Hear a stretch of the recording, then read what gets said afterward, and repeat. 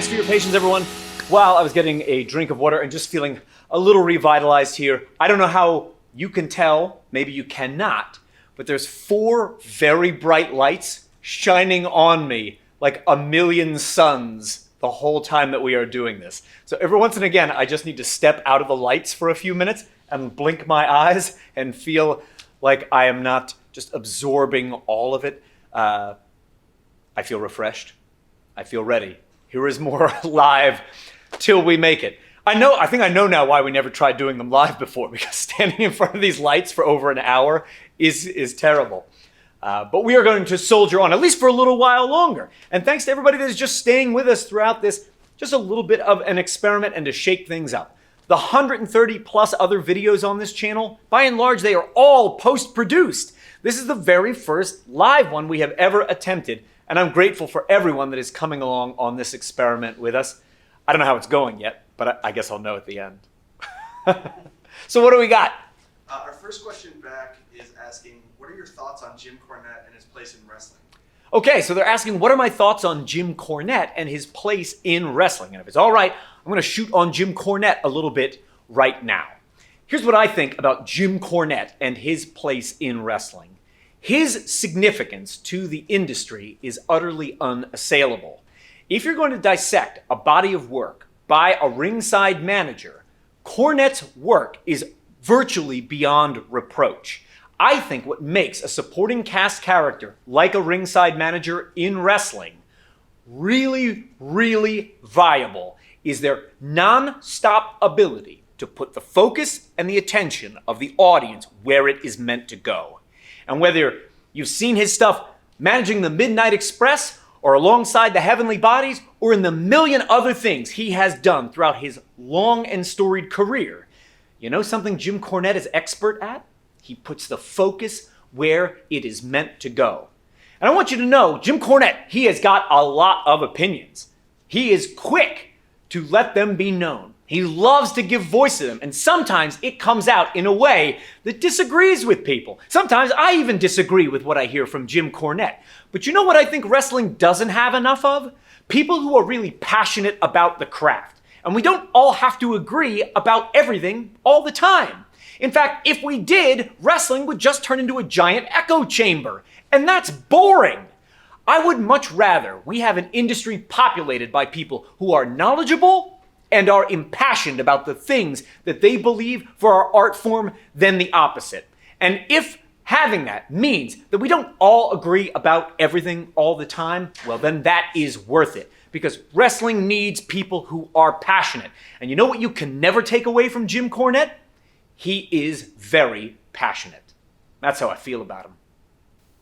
We talked about the best way to get a big league tryout. What's the best way to get a tryout for a smaller independent company?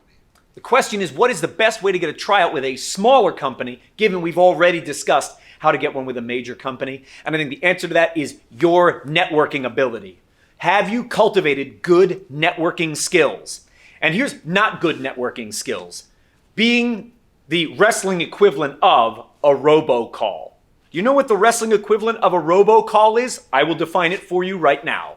It's when you type up like a long message and then you leave the space next to dear blank and you copy and paste that into a million Facebook forms to different companies, and then you plug in dear ABC Wrestling, dear DEF Wrestling, dear GHI Wrestling, and you send off these blanket statements, which are cold calls. They're robocalls to wrestling organizations. That is the absence of networking. Networking is done person to person. Build a network that will get you somewhere that you want to go.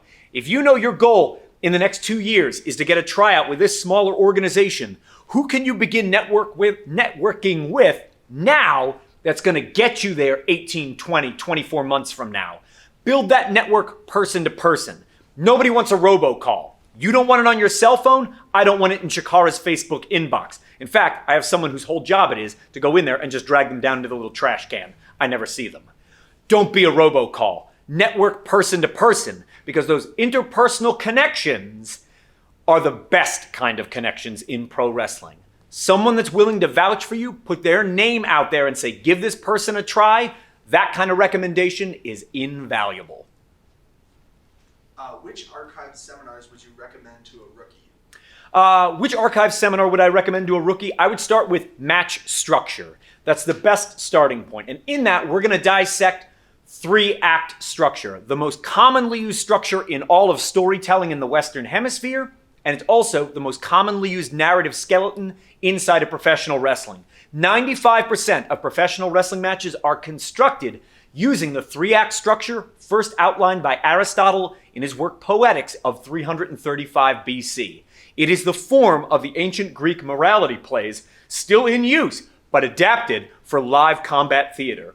When you have that baseline understanding, then you might be ready to take on the seminar, The Challenge of Atypical Match Types, which is going to be more of an exploration of conflict and how you direct conflict to make sure you produce a match that is to spec.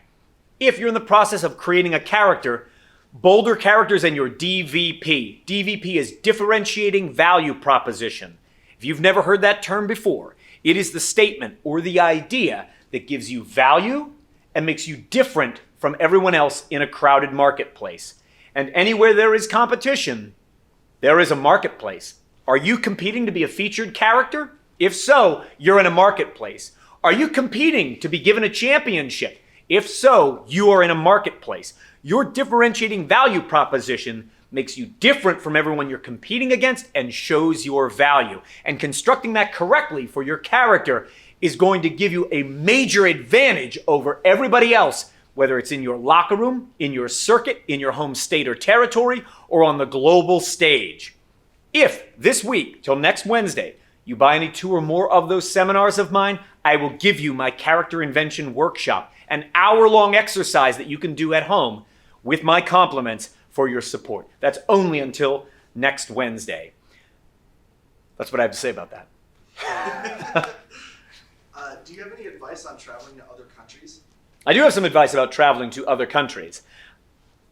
For me, when I first got to travel outside of the United States, and my first real opportunity comes in 2003, when I got to go to Essen, Germany for WXW, it really gave me a perspective that I never otherwise could have had. I am so thankful for the insight, the experience, and the perspective that it gave me about how American-centric we can often be here, citizens of the United States. And you know, there's a very depressing statistic about how few Americans actually have a valid passport. That is to say, they couldn't even travel to another country. They couldn't even experience another culture if they wanted to, because they haven't done the bare minimum of work to get a valid passport to leave the country. And although this moment may not be the time to travel, at some point in the future, it may be. And here's what I do whenever I am about to go out and about. Whatever country I go to, and I've been lucky enough, I've wrestled in maybe 15 different countries outside of the United States over the course of my career. I feel really fortunate. I get to see so many beautiful places on wrestling's dime. I feel very, very lucky in that way. I never want to be the ugly American when I travel. Do you know that phrase? It means that you go to some other country and just expect them to understand your American English. You turn up maybe a little confused why the dollar isn't being accepted there. You expect things to be exactly the way that they might be here in Philadelphia when you are in Milan, Italy. They won't be. Learn something about the culture where you are going. If you have even a fundamental grasp of their language, make an effort to speak the language where you are going. And yeah, some people might chuckle at you because you're speaking at like a second grader's level, but make the effort. Don't show up imagining that the rest of the world is there in service to you. Be a good citizen of the world. That is part of being a cosmopolitan wrestler. And if you want to have success on a global scale, you've got to be able to do that on a large scale, right? In terms of learning languages, understanding culture and traditions in other countries, and being respectful of them, but within wrestling as well. Because wrestling culture in the United States is not what the culture is in Lucha Libre. It is not what it is when you go to Europe. It is not what it is in Japan under ProRes. You must understand all of those differences. And just like the various wrestling styles on Earth are like dialects of the same kind of language, right? Speaking this is its own language. Speaking this dialect is its own language. That's going to be true of every locker room that you go to and every company that employs you. Learn whatever you can about their culture, the company's culture, their organization's culture, so that you can fit in as seamlessly as possible. When you do that, When you take those extra steps, you will find that you are a welcome guest anywhere you go on planet Earth. And that is so much more attractive than the opposite of that, when you are the ugly American or the unwelcome guest who just imagines that everything is going to line up neatly the way that it does for you at home, and you can't possibly wrap your head around why things here are the least bit different. Being a good citizen of the world will ultimately contribute to your success as a pro wrestler on the global stage. I'm not old enough to begin wrestling training. What can I do in the meantime? So you're not old enough to begin wrestling training. What can you do in the meantime? I empathize with where you are at. I really felt like wrestling began to take over my life and corrupt certain elements of it before I was old enough to be in a ring. I was not neatly 18 years old when wrestling began to seduce me. It started a few years before that. So some things that you can do are develop now the skills that are going to make your wrestling career explode the moment that you start. So something that you could be doing right now, you could probably join the amateur wrestling team at your school, and you're going to learn a lot of amazing fundamentals doing that. If you wanted to take a martial art outside of that, take judo.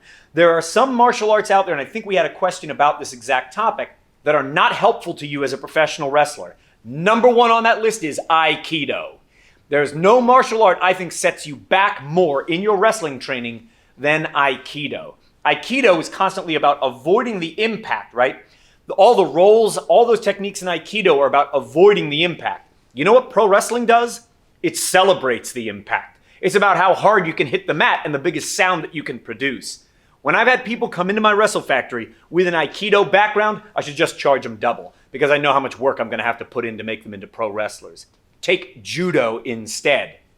If you can, take a public speaking class. Get comfortable giving orations in front of a group of strangers. This will give you a more commanding presence when you have to do live mic work. If there's a drama program at your school that will get you over stage fright, get that done now. That way you're not dealing with it in your earliest matches. You won't have those rookie nerves that set back so many others that are at the beginner level. All of those are things you can be doing right now before you are old enough to begin training in earnest that's going to make your career explode the moment you finally are old enough. And build out your knowledge base, of course. If you're looking for reading material, my new book, Toolbox Building Better Pro Wrestling, went live on Kindle today. And my previous work, 7 Keys to Becoming a Better Performer, a book for fellow pro wrestlers, is on Amazon. It's on the Kindle. You can get the audiobook over on Audible if you prefer that. Start learning about the nuts and bolts of the structural and performative elements so that you're able to put that all together. Being on the amateur wrestling team, learning judo, starting to do physical training so that you can build up your musculature and your cardiovascular conditioning, those are all mechanical, physical pieces. But remember, that's only 1/3 of being a pro wrestler. There's also all the performative elements, and there's also all the structural elements. And you got to be good at all of these if you want to be good at this job. And those are things that you can start developing even before you're allowed in a ring. What do you do to keep yourself fit normally, sans pandemic? So normally I try to, I'll reprise the question. What do I do to stay fit? Thanks for that. Most of the time. Most of the time I stay in ring shape by making sure I'm in the ring at least 3 days a week, and my classes tend to be 2 hours each. So I get about 6 hours of ring time a week. That's one thing that I do. If you've been following along here on the Till We Make It channel, you might know for my New Year's resolution, I was trying to be in the gym 5 days a week and on the strictest diet of my adult life. And while I've been very good about my diet, I must admit of late, I've definitely not been in the gym 5 days a week. That's a bit disappointing to me, and I did have a little bit of a setback. I was having some problems with my left hand, so a few things kind of got in my way as a hurdle I've got to clear, but I am optimistic about my ability to return to that when I get the chance. I always, at least 1 day a week, look to find some form of exercise that's just outside of the norm. My very favorite of these is I love to go to trampoline parks. I will work up a sweat. I will spend that hour running like Monster Energy drink Spider-Man all over the trampoline park. All the other kids and parents, they look a little concerned when they see this blur bouncing all over the place. If I don't leave the trampoline park drenched in sweat, I really didn't get my $15 worth. So that's what I do. What is the best way to play a comedy character, but also show that you can be serious and credible with the same character? Great. So the question is, how can you be a comedy character that can also show it is a credible character at certain times? The key to this is that you must have an emotional gear change, keeping in mind every match needs 2 gear changes, right? It needs an emotional gear change and a tempo gear change. We're not going to talk about tempo right now. We're talking about the emotional gear change. There must be an emotional gear change that allows the comedy character to transform into a serious version so that it can compete credibly. So you might be very, very goofy, you could be very silly, you could do slapsticky things, but there has to be something that happens in the match that causes the character to have an emotional gear change, and it will no longer be lighthearted. It might become angry, it might become vengeful, it might become some other thing, but that emotional gear change will give you access to a different part of the character that can wrestle credibly. If that's the case, and you struggle with that, think of it like this. Front load the lighthearted material toward Act 1. By the time you are in the rising tension of Act 2, be prepared for the emotional gear change so that by Act 3, which is the comeback, the climax, sometimes we just call it the finish, of course, where the moment of highest dramatic tension is, or the resolution, by the time you get to the climax, Act 3, there is no more of that because you don't want the comic relief to undermine the tension that you built in Act 2. If you undercut the tension by using comic relief, you're going to struggle in Act 3 to have credibility.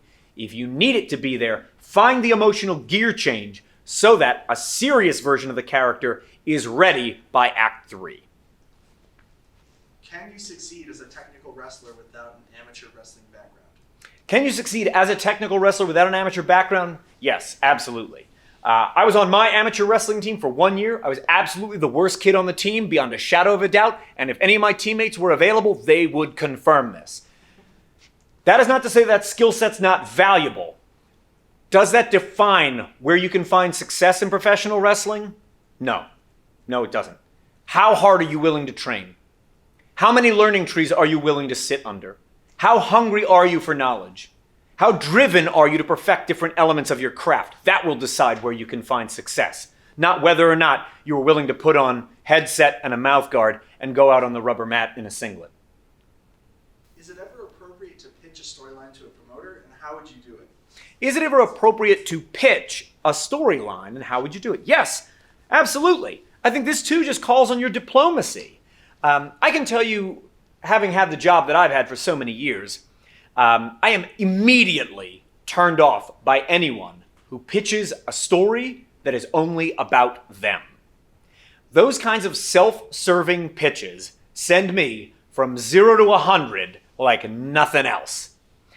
If you can't manage to come up with an idea that in some way, shape, or form benefits anybody in an entire ensemble except you, I think you're off to a bad start.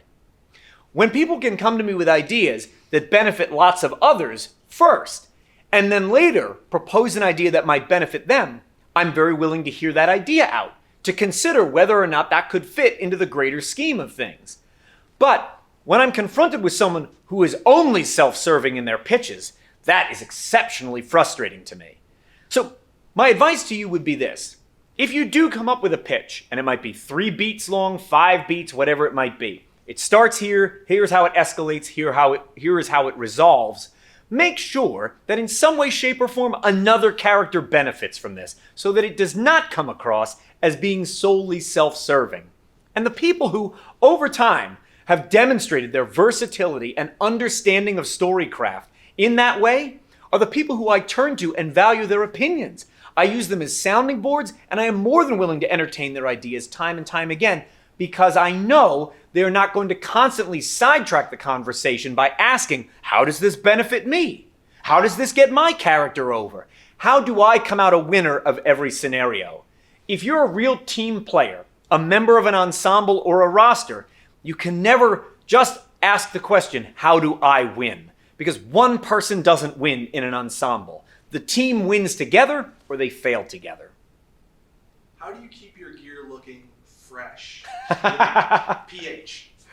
How do I keep my gear looking fresh? Thank you. That might have been the first video we published on this channel a year ago. But there are a couple little tricks that I do. So one, in my travel bag, I have a box of dryer sheets. So I have Bounce. I think the box is orange in color. I know it's orange in color. You may find other ones. I can't really think of what some of the other names of dryer sheets are. Do you guys know? Can you think of any other brands of dryer sheets? Bounty. Bounty. Snuggle. Snuggle. Right, you'd find them where there's laundry detergent in your store. As soon as I get out of my gear, I will put dryer sheets in between the layers of my gear so they're not stacked directly on top of each other for the travel home. These dryer sheets, in addition to doing a little bit of deodorizing, will also absorb a little bit of the perspiration, and it creates that slight barrier between all the different things. And I wear a lot of gear in the ring, right? I have my Boutarga, I have a belt, I have my tights, I have my kick pads, I have wrist gauntlets. I have lots of layers that I've got to pack back up for the ride home. As soon as I can, I air it out and I Febreze them. Once I'm back home, I hand wash all of my gear. I never put it in a washing machine. Some of my contemporaries, they're saying to me, oh, I got to buy new gear every year. I've been wearing certain sets of my own gear now for 5 straight years, and it looks day one brand new. If you take great care of it, you hand wash it and you store it away, right? I'm not throwing it in a ball. I'm not crushing it under heavy objects. If you take good care of your gear, and given that it was made well, luckily my gear has almost always been made very well. My most recent sets of gear have been made by the great people at Closet Champion. They've made wonderful gear for me in these last couple of years, some for the most personally significant matches of my entire career. And prior to that, I had my gear made by Daisy Hayes, who's no longer active in professional wrestling, but was not just a great performer, but a great gear maker in her own right. And prior to that, I had my gear made by a guy down in Mexico who, for a spell of time, probably made every single piece of gear for 3 seasons that you saw on any Chikara performer in a ring. But I've been very lucky. I know there are some gear makers out there, their stuff is a little substandard. It is not of the very finest quality out there. But because I am fortunate, and the people who make it are paid handsomely for it, my gear is top notch. I get years of use out of it just by making sure I always travel home as best I can using those dryer sheets, and then I immediately air it out and hand wash it and hang it out to dry. It never goes into a dryer. It never goes into a washing machine. I do it all myself. That extra little bit of TLC keeps my gear looking mint. Do you feel that studying as much as you can about the history of professional wrestling is helpful in training? I think when I was younger, I did not have an appreciation for the history of pro wrestling, but I have come to appreciate this as I have grown older. The past is prologue. Everything that has come before sets up where we are going next. And when you can understand wrestling's roots, how it's transformed, where the innovations have come from, how they have tracked, why they have moved in fits and starts, which things evolved at a certain rate and why others did not. When you can learn from the mistakes of others in the past and you can understand the path through history of certain forms, whether they are innovations or they are dialects of wrestling, it shows you areas for opportunity. And when you can discover those areas for opportunity, that's how you distinguish yourself. If I had had a more mature view of that younger in my career, I think I would have gone a lot further. The past is prologue, and understanding the historical roots of the thing that you are impassioned by is always a smart move. So, while I think it is not the thing that will immediately spurn you on to greatness, it is essential learning nevertheless. Can you tell a story in a match just by using your body language? You certainly can.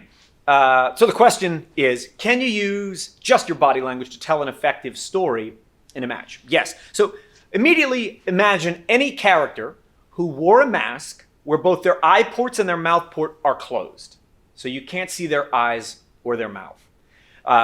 So I think of the luchador Ultraman. Immediately, both his eyes and his mouth were covered. I think of the Chikara alumni Hydra. His eyes and mouth were covered. I bet you can think of some others where the eyes and the mouth are covered. So one of their 3 chief theatrical tools is already out of play. Their facial expressions. They're left with their body language and their vocals. And of course, you can take the vocals away as well. And then all you are left with is your body language. So someone who is both masked or otherwise you cannot see their face in any way, shape, or form. Not sure what that would be other than a mask, but maybe you can envision one. And they're not engaging their voice, either because that's their character choice, they're mute, or because the setting is such that they're not going to use their vocals. They're in a vast arena. Could you do all the work with your third theatrical tool? Yes. Can I readily think of a great example of that? I don't know that I could. Maybe 2 seconds after we go off the air, I'll think of one, but I don't think that I could. But anytime one of your 3 chief theatrical tools is handicapped, you take one out of play, the other 2 pick up the difference. That's how it works. You don't have vocals and facials, your body language has to do the work. You don't have body language, then your vocals and your facials have to do the work. Well, what if I have body language and facials, but I have no vocals? Those other 2 must compensate. So it's just this constant juggling act. Whichever one of your theatrical tools you cannot engage, the others have to pick up the slack. Do I think it could be done? I do think it could be done. If you are asking me for an example, I don't know that I have one at the ready. If you're a face in one promotion and a heel in another, how should you run your social media to keep both promotions happy as well as cultivate an audience?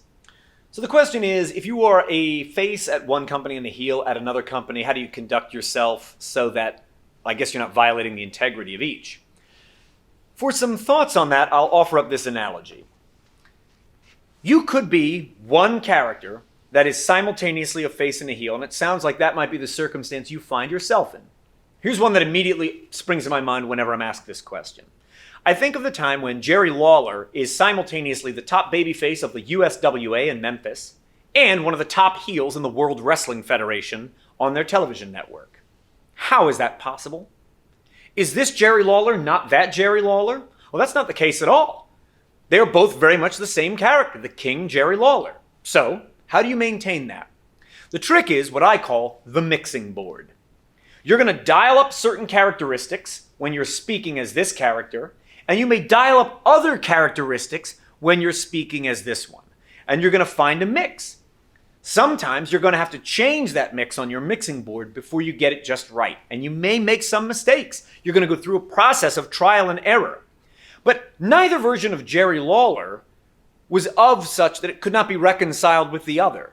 That can't be said. He was the top babyface here, the top heel here, and yet he was still the King Jerry Lawler doing the same types of things, wrestling the same kinds of matches. But he turned up certain characteristics so that it played correctly here, and he dialed up other characteristics so that this stayed true without ever betraying the core conceit of his character. And I think that's what you're going to have to get good at. Dialing up certain characteristics in these types of messages relevant to be recirculated to this audience, and then you may dial them back and dial up other ones so that they are relevant for dissemination by this other organization, and they are congruous with the way your character is presented there. It's a matter of sitting at the mixing board, doing a little trial and error, sometimes getting it wrong, but eventually getting it right. I'm going to grab a drink of water, and I'll be back in a minute with more, the first ever live Till We Make It.